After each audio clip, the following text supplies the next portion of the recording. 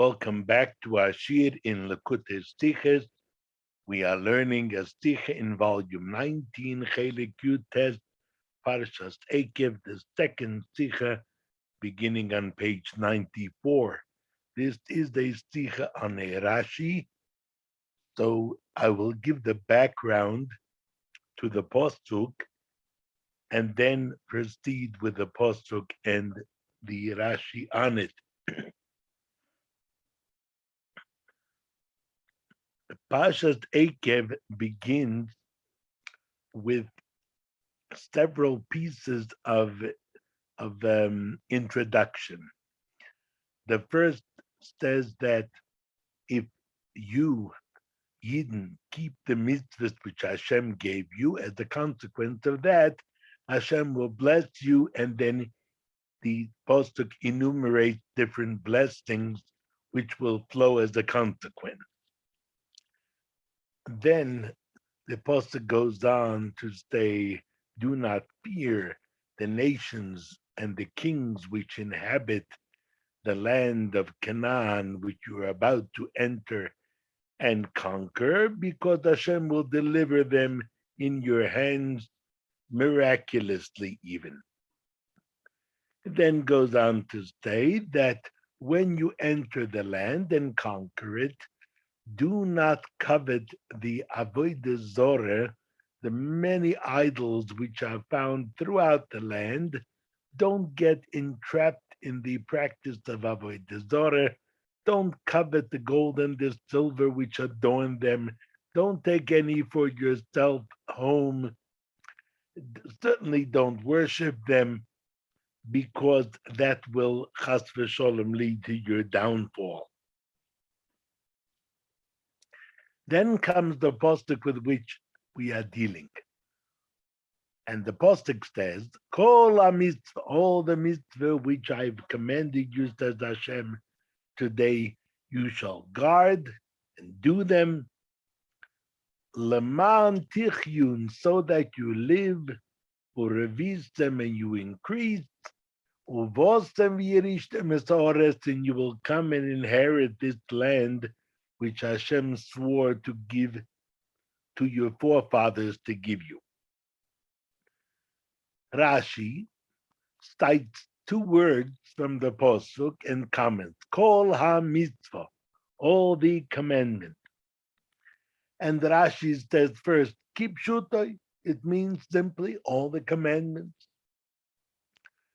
And then he continues, Umedrish hagoda, another interpretation following a medrash, which is not pshat, but it's agode, it's homiletic, but it's close to the pshat.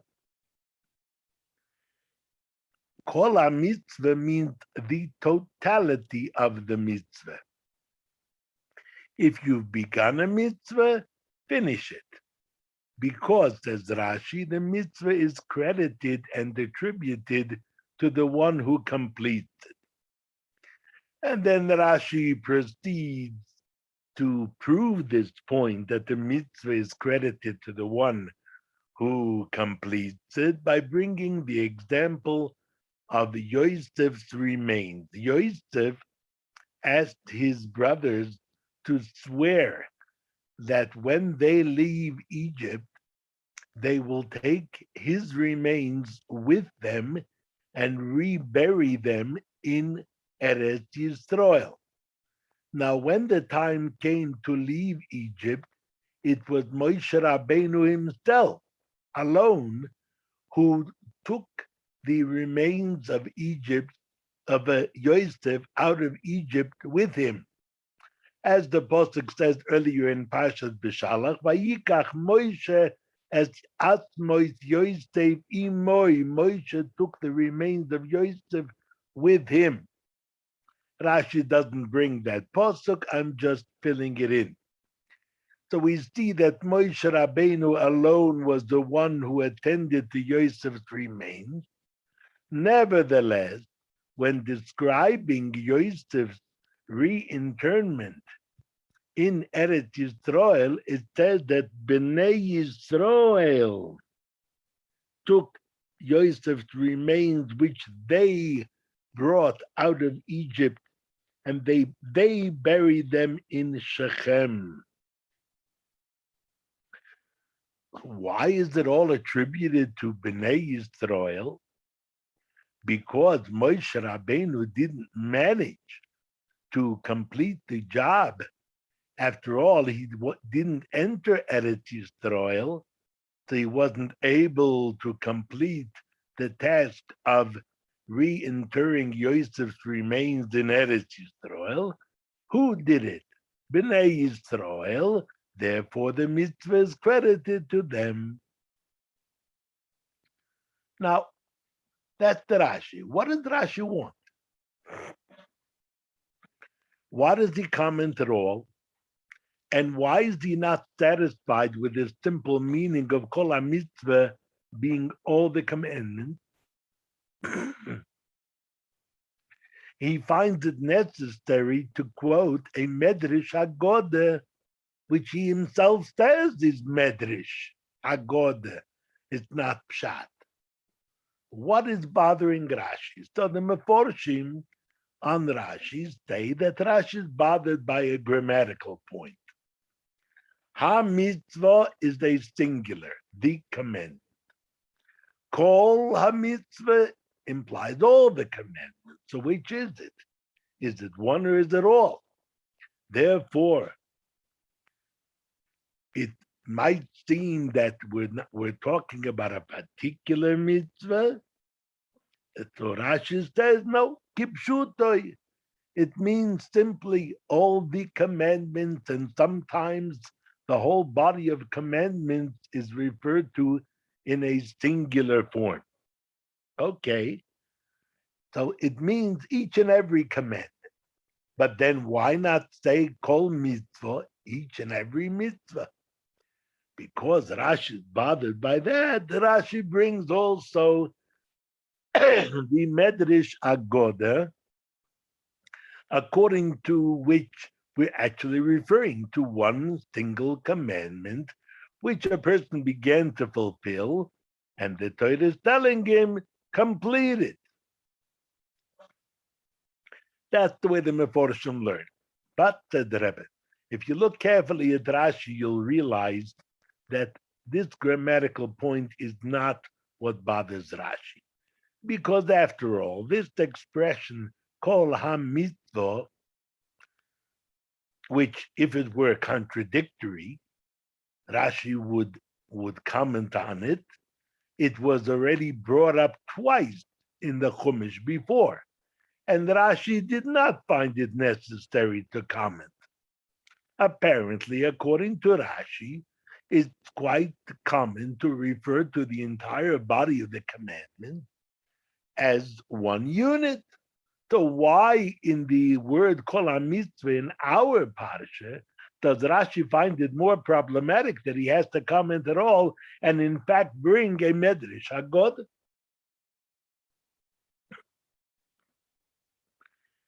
In the comment of the Medrash Haggadah which Rashi brings, there are several fine points which the Rebbe brings up.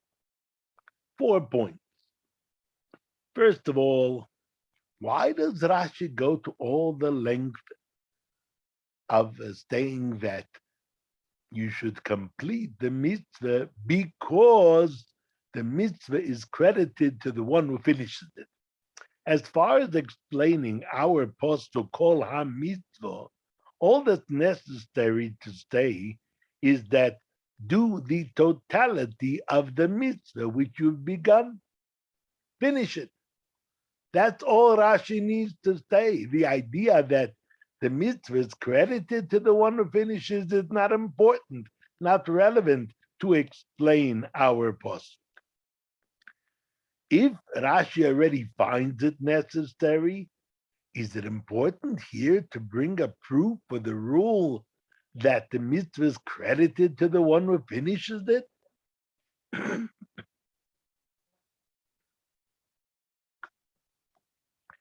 If Rashi finds it necessary to bring a proof, why does he not cite the proof which is brought in Gemara and in Medrash, there they speak in very harsh terms about someone who begins the mitzvah and doesn't complete the job.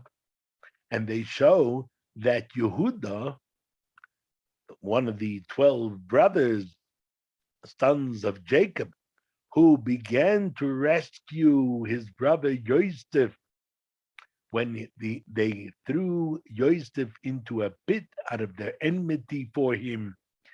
Yehuda felt responsible and he said, no, this is no good. We mustn't leave him in the pit to die.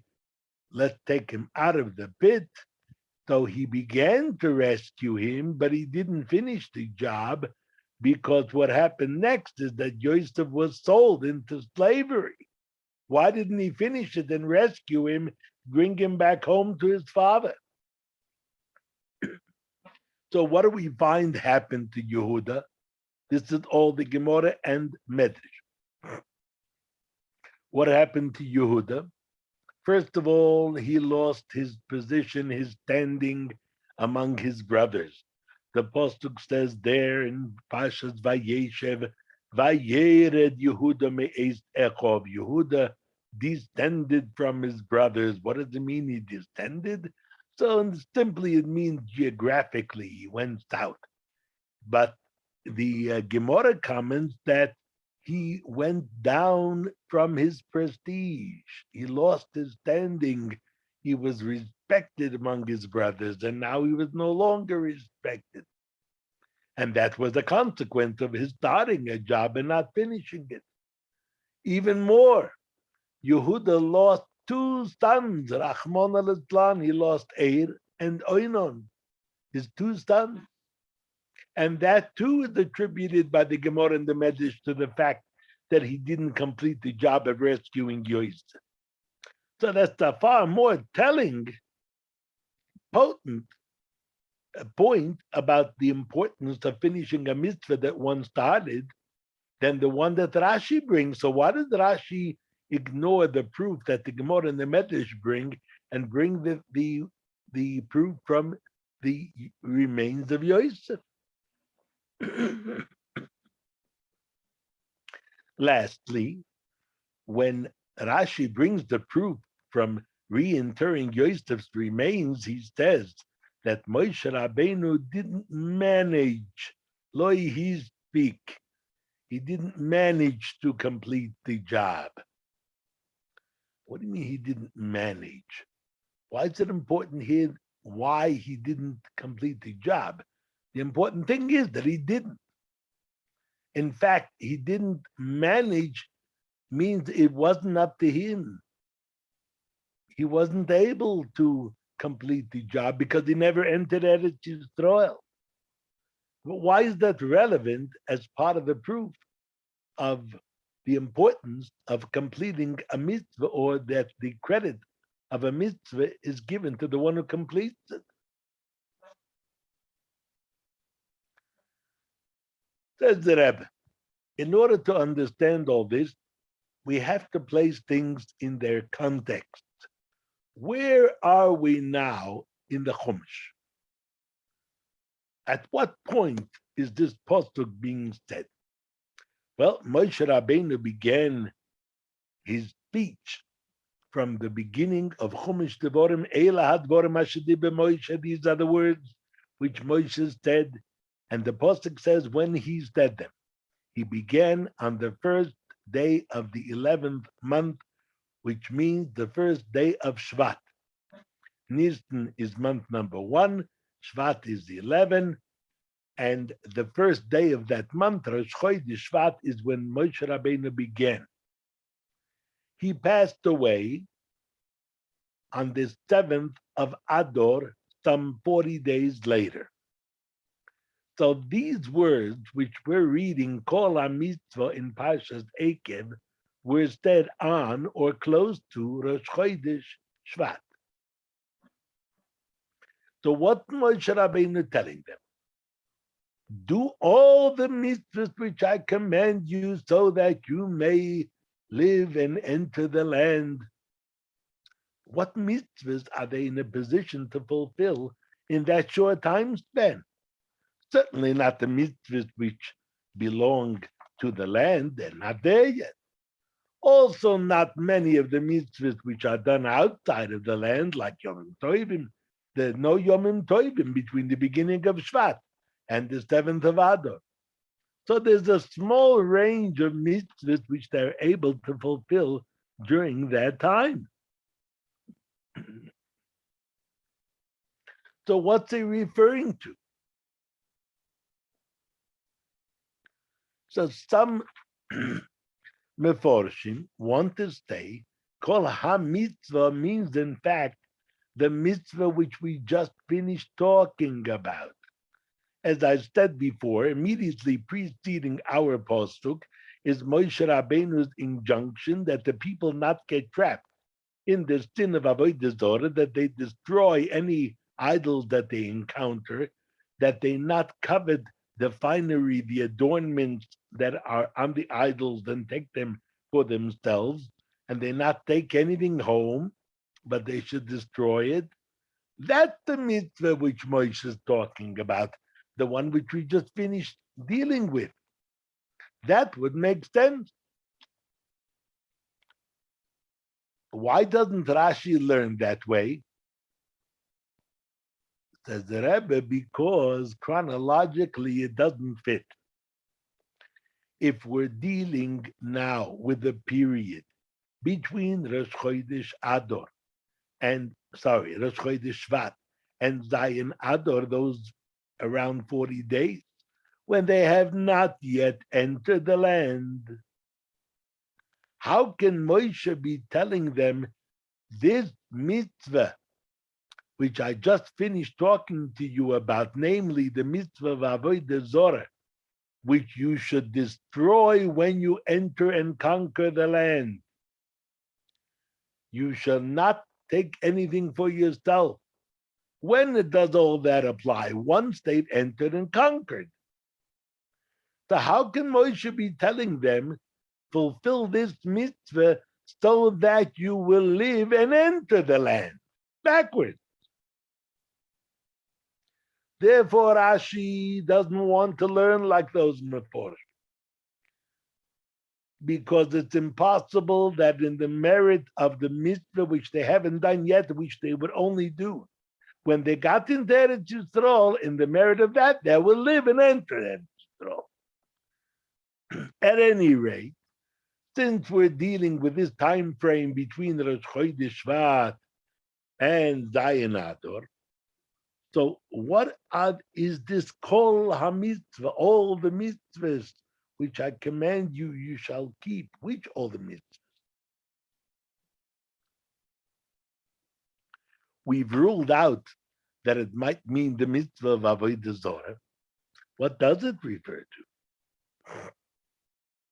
So surely we must say, despite the difficulty, that kol ha-mitzvah means whatever mitzvah you are in a position to do, you shall do, and that will be to your credit, so that you may enter the land and conquer it.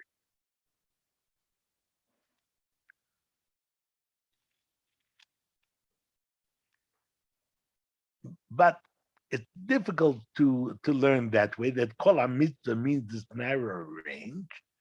That's why Rashi brings the Medrash Haggadah, that it's not talking about all the mitzvahs, but it means all of any mitzvah that you begin, you must complete. The problem is, what's that got to do with entering the land? Why is it important for Moshe Rabbeinu to tell them now at this point that when you start a mitzvah, you must finish it? In order to explain that, Rashi does not stop after saying this sentence that if you begin a mitzvah, you must finish it. Rashi continues, the mitzvah is credited to the one who finishes it. And we have a proof from the story of Yosef's reinterment in Eretz Yisrael. What's that got to do with the entering of the land? So the Rebbe explained.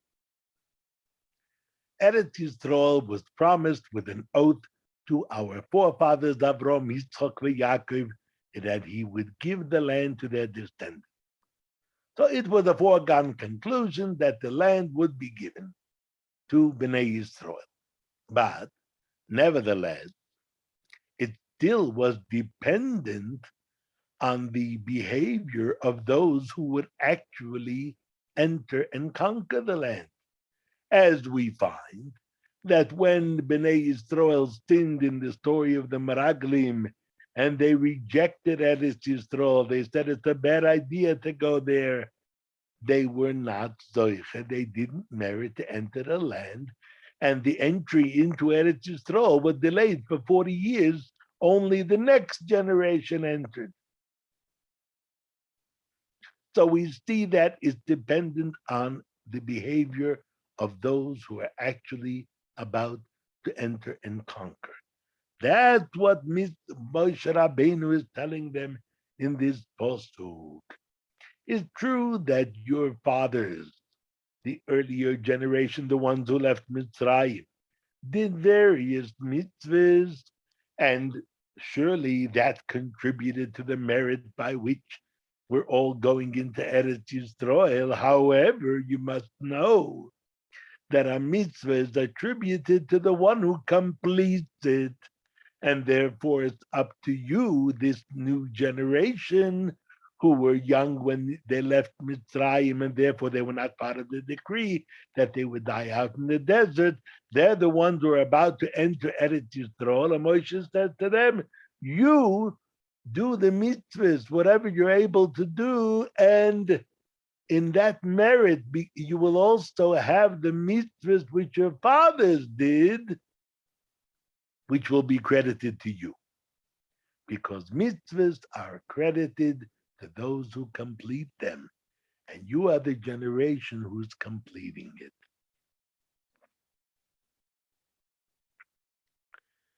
So accordingly, the Medrash Haggadah, which talks about completing a mitzvah, is not in dispute with the simple pshat of kol ha-mitzvah being all the mitzvahs. Because in fact, completing the job is that which the generation entering the land did with respect to all the mitzvahs which were practiced by their fathers.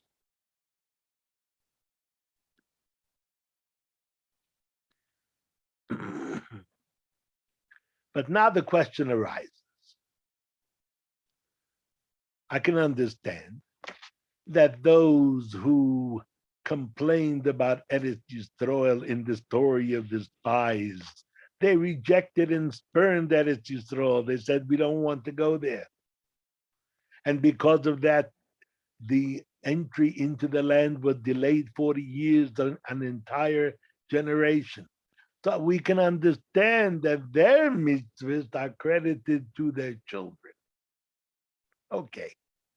But those who did not collude with the spies, who wanted to go into Eretz Yisrael, but they died nonetheless because they were part of that bracket between 20 and 60 years of age, that entire generation which died out in the desert. But they wanted to go to Eretz Yisrael, not like the spies or those who colluded with them. Why should their mitzvahs not be credited to them? Conversely, what of those who were younger than 20 years old at the time of the story of the spies? But they didn't want to go into Eretz Yisrael. But they're still alive now, and they're entering Eretz Yisrael, so they will be credited with the mitzvahs of their fathers, some of them who wanted to go to Eretz Yisrael. How's that? In order to explain that, Rashi brings the proof from Yosef HaTzaddik's remains and the Bnei Yisrael who interred them in Eretz Yisrael. Moshe Rabbeinu wanted to complete the job, but lo he speak, he didn't manage. He was prevented by Hashem from entering the land. And on the other hand, when it came to starting the job, taking Yosef's remains from Egypt, Moshe was the only one who was busy with it. Other Yidden didn't get involved. So here again we have a situation where those who could didn't start the job. The one who started the job didn't complete the job, not because he didn't want to, but because he was prevented against his will. And nevertheless, to whom does Torah credit the mitzvah of burying Yosef's remains in Eretz Yisrael, not to Moshe who wanted to, but to Bnei Yisrael who didn't get involved in the beginning of the job. Likewise, over here, the people who wanted to go to Eretz Yisrael but were prevented from doing so, the mitzvahs which they did are credited to their children who are entering the land, and it's in the merit of those mitzvahs that they enter the land. On the other hand, those who were around at the time of the rejection of Eretz Yisrael, they were part of that rejection. Nevertheless, they now finishing the mitzvahs which are necessary in order to merit the land, they are credited with the mitzvahs not only of their own, but also of their father's generation.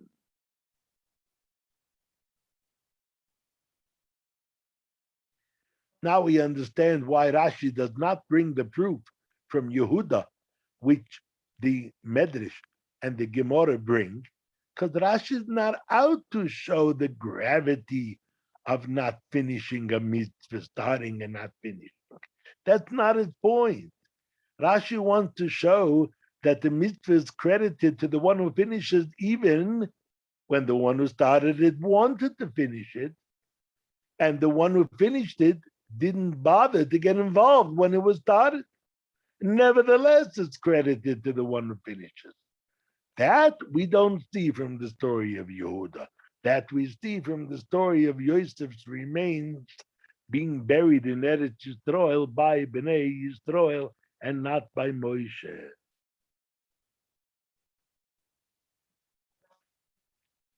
We're going to need to skip several sections of the Sicha. It's long and it's intricate, beautiful, but because of time constraints, we'll have to skip some of it and go straight to the lesson that the Rebbe derives in Yeina Shal Torah in Avodas Hashem that we can derive from the Rashi, particularly pertinent for our days.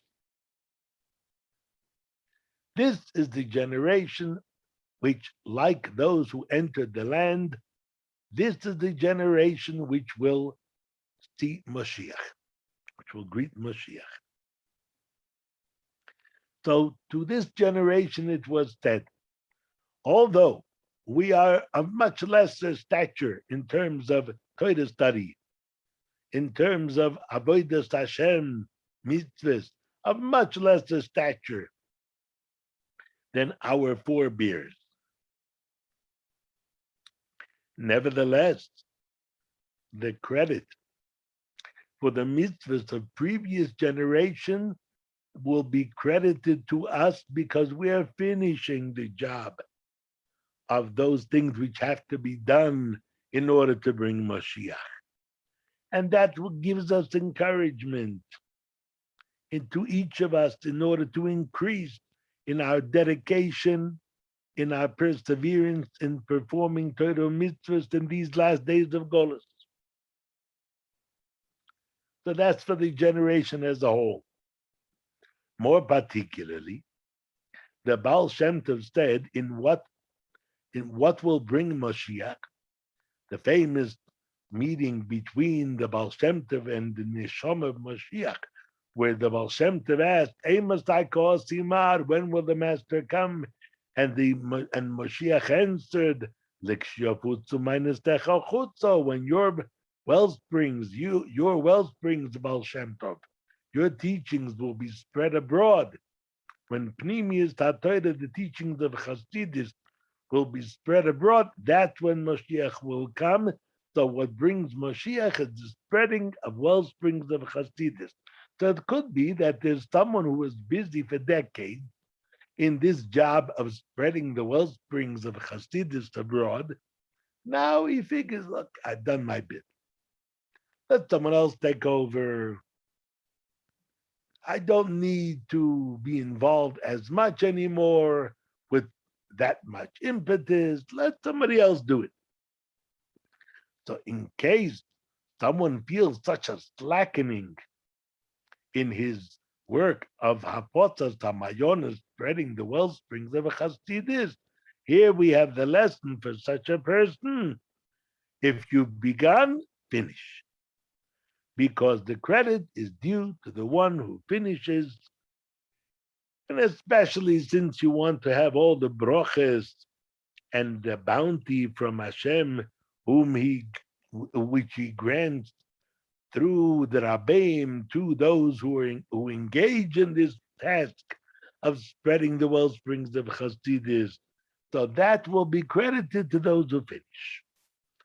When one decides with determination, with truth, that he's going to carry on the job, then he gets the koyach, the ability and the strength to overcome any obstacles, difficulties, or a feeling of lassitude which may have set in after a long time of working on this. And then, together with all the Yidden, such a person will be Zoichehun merit to be at the forefront of bringing Moshiach Tzidkenu in a revealed way very soon, B'mheira V'yameinu Mamish.